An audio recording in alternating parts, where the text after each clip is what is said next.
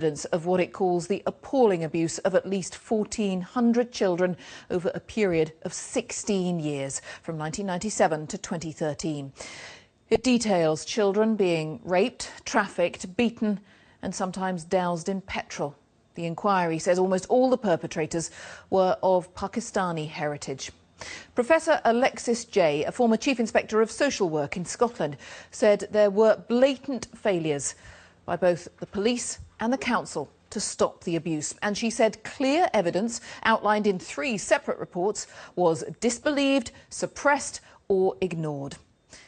Well, just in the last few minutes, the leader of Rotherham Council for the last decade, Roger Stone, said he is taking responsibility for what had happened and had resigned from his post. Well, the report's author, Professor Jay, gave graphic details of what she said the victims had endured.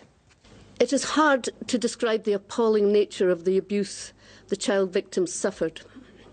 They were raped by multiple perpetrators. They were trafficked to other towns and cities in the north of England. They were abducted, beaten and intimidated. There were examples of children being doused with petrol and threatened with being set alight.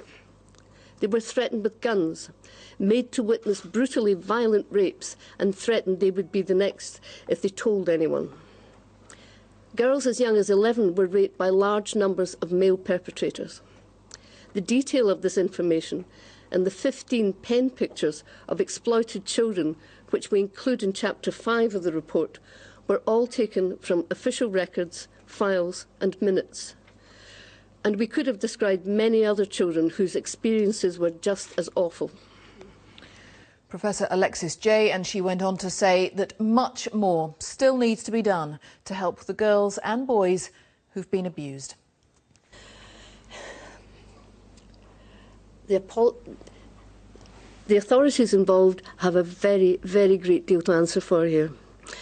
I think immediately they must ensure that those girls get the help and support they need now to enable them to live ordinary lives, if that's at all possible for them. That's not the case at the moment.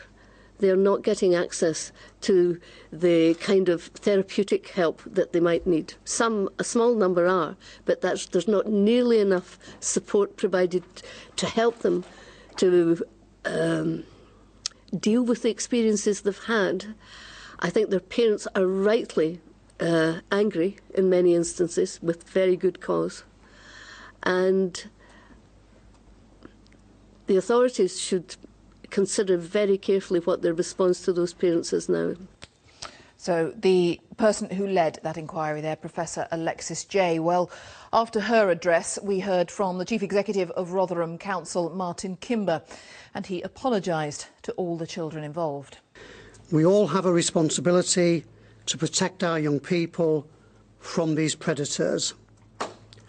But it's clear from today's report that we, the Council, and other agencies that work with us failed in that duty for a significant period of time. For this, I am deeply sorry, and I offer my sincere apologies to the young people who have suffered such horrific abuse, and also to their families for the devastation this will have caused. Today is about making sure those young people have their voices heard. Many were courageous enough to recount their horrific experiences as part of the independent inquiry to help to ensure that others who may be at risk today in Rotherham and other parts of the country can be better protected. That was Martin Kimber, and he went on to say that he was, however, unable to hold to account any other individuals in the council. The report covers a significant period of time. Officers in senior positions responsible for children's safeguarding services throughout the critical periods when services fell some way short of today's standards do not work for the council today. To that extent, I have not been able to identify any issues of professional practice relating to current serving officers of this council that require me to consider use of disciplinary or capability procedures. Neither is there anything that has emerged that is so clear-cut about any single individual officer that I feel able to make a referral to any professional standards board.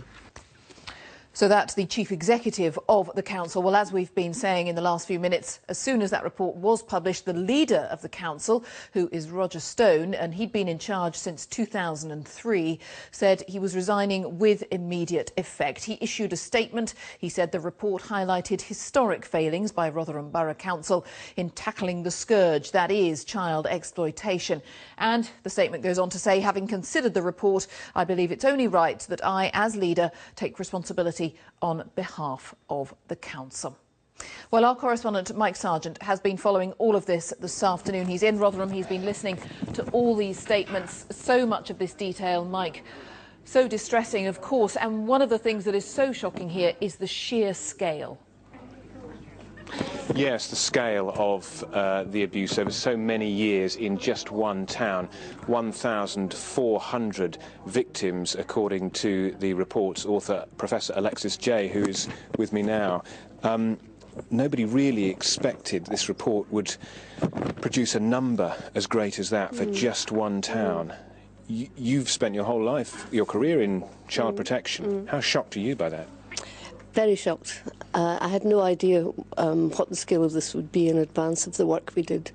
And it gradually emerged, both from the Council's files that we were aware of, the total number there, and the many other files and minutes of discussions about individual children that we read dating back to 1997. Because so far, when these reports of sexual grooming and exploitation have surfaced in individual towns, they've been focused on particular cases or groups of individuals, these so-called grooming gangs, of which a small number have been prosecuted and convicted. Have we then been missing the bigger picture and the true horrific scale of this abuse, which is only now coming to light through your report? It's difficult for me to answer that because it's not clear and nobody can say quite what the extent of child sexual exploitation is across the UK indeed and in England, because there are no means nationally of checking and comparing numbers.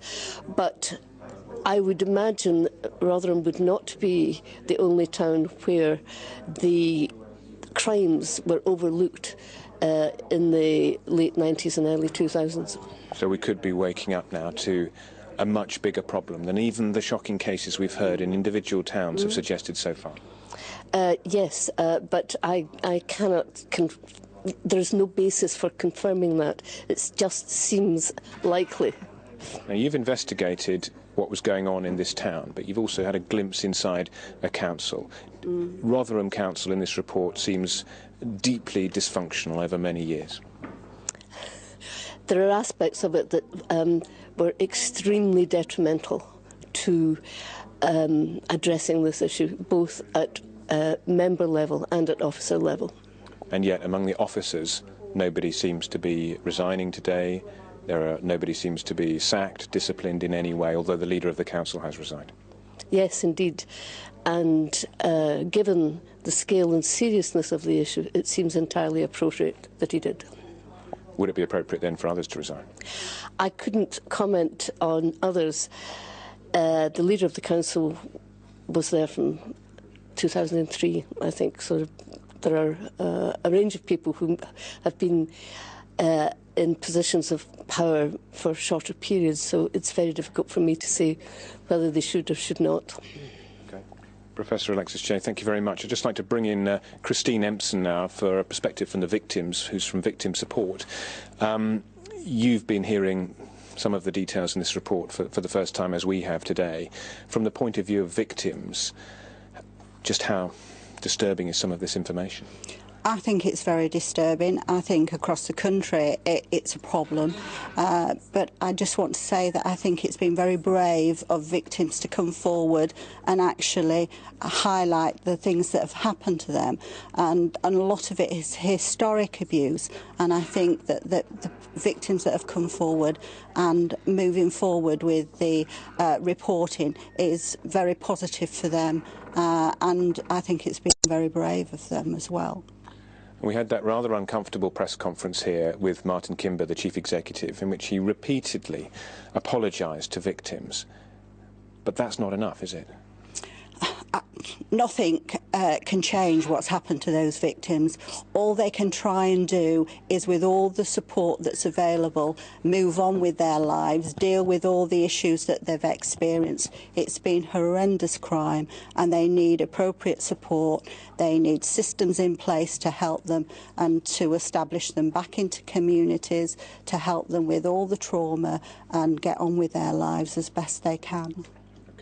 Christine Empson from Victim Support, thank you very much for joining us. And questions too in that press conference about the level of support that the council was giving to those 1,400 victims who were not identified in this report, but the report suggested that that was the total number, shocking in its scale, and still no real sense of what the council is doing beyond an apology to support them on a day-to-day basis, as well, of course, as all the many questions about responsibility, about how to improve council services, and what this shocking report means for other towns and cities across the country where there have been other cases of this type of sexual exploitation and grooming.